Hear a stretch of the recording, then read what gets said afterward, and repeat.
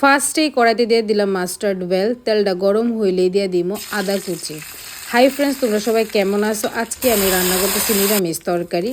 এখনে কাঁচা লঙ্কা ফাইডা দিয়ে দিচ্ছি আর দিমু মুসুরের ডাল দিয়া ভালো কইরা তেলের মধ্যে নাড়াইয়া চাড়াইয়া দিয়া দিমু হয়েছে পাঁচ ফোড়ন সম্বাস। পাঁচ ফোড়নটা দিয়ে আরেকটু ভালো করে নাড়াইয়া এবার দিয়া দিমু মশলাটা।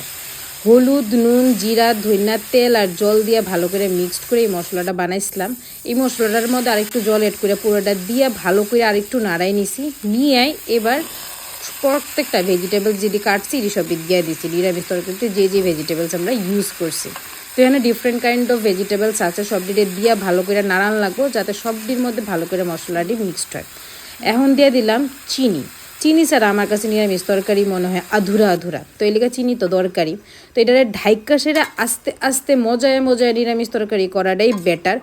আর ইনফ্যাক্ট নিরামিষ তরকারির মধ্যে তো অনেক টাইপের ভেজিটেবলস পড়ছে। আমি যেমন কুয়াশ টুয়াশ যা আসতো অনেক কিছু দিছি। আমরা ঘরেতে যা যা সবজি আসতো সব দিয়ে করে লেছি, কারণ কি বেশি একটা সবজি আসতো না। আজকে মা আবার সবজি রাখছিল, তো এলাকা যা আসতো সব এক লোকে দিয়ে দিছি। আর গ্রিন পিস তো আমার অসাধারণ লাগে, ঘর পরিবার থেকে নিয়েছিলাম গ্রিন পিস, তো ওই সব দিয়ে নিরামিষ তরকারি রাঁধছি। দেখতেই পারতো ভাতের থেকে নিরামিষ তরকারি বেশি। দ্যাটস ইট, আমি এনজয় করি আমার লাঞ্চ। তোমরাও বানায় খাও।